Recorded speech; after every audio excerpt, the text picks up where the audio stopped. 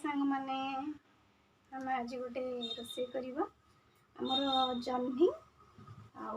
आलू कोटल से बैगण भी पड़ो टमाटो भी पड़ो से आम रोषे करवा आज जह्नी आलू बेसर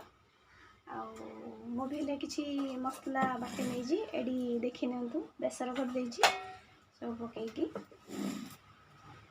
जीरा पड़ी अधिका टिके जीरा कम सोरिष रसुण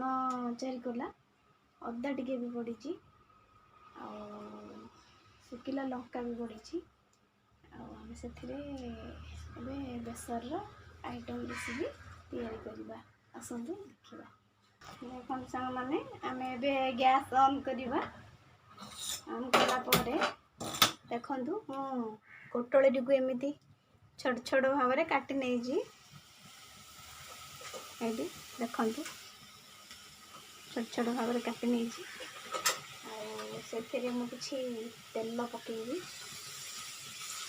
तेल पकला किसी समय खड़ी खरड़ला तेल पकई खड़ा स्मूथ होगा जह्नीटा को भी सेमती भाजीदेवी आलू बैगन को भी सेमती भाजीदेवी भाजी सारापर किस समय गलापर सी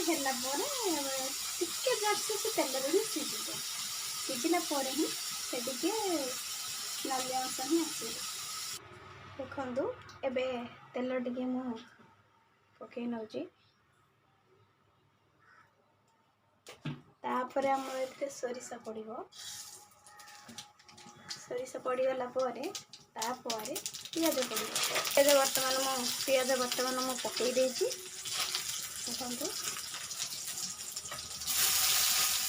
आउटे जह्नी कोटल भी मुझे भाजी एपटे रखी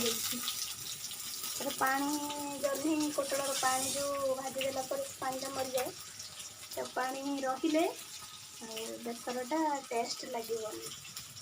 से मु भाजी दे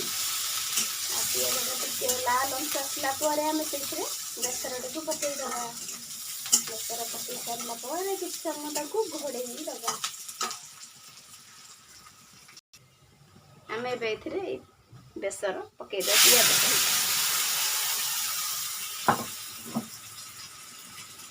किसी पानी देदबा बेसर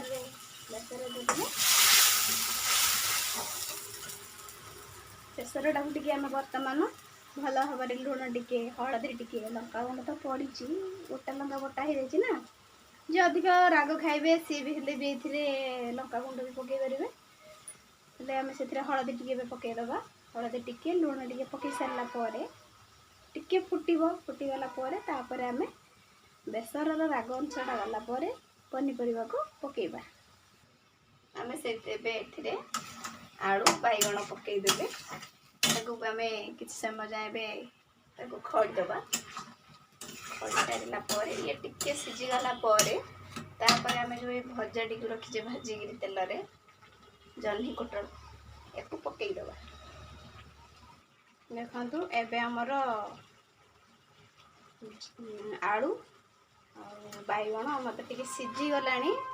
एबे मु जो खरड़ी की रखी जह्नी कोटल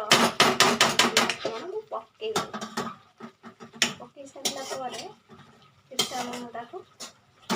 घाटी देवी घाटी सारापर किछिटा सी बेसरटा मिसीज लुण तो पकई देती हलदी भी पकई देती बहुत देह लगिक रछ पकई पारे चिंगुड़ी भी पकई पारे आउ साधा भी खाई पारे से किसी ना आप बड़ी भी पकई पारे ये आम बर्तमान ताकू टिके घोड़े दबा घोड़े देले किसी समय सी सीझ कोटल टे सीझब ना कोटल टिके टाण अच्छे जह्नीटा सीना टिके नरम रही थाए किंतु कोटल टिके टाण थाए से घोड़े किसी समय गलापर से घोड़े देले सी सीझी देखु सांग मैंने आमर ए जह्नी कोटल ବେସର ହେଇଗଲା ଆମେ ଏବେ ତାକୁ କାଢ଼ି ନେବା। କାଢ଼ି ନେଲା ପରେ ଏବେ ମୁଁ ଆଉ ଗୋଟେ ଆମ ଘରେ ରୋଷେଇ କରିବି ଭାତ ସହିତ। ଆଉ ଇଏ ତ ବେସର ହେଇଗଲା, ଜହ୍ନି, ପୋଟଳ, ଆଳୁ, ବାଇଗଣ ପକେଇକି ସବୁ ବେସର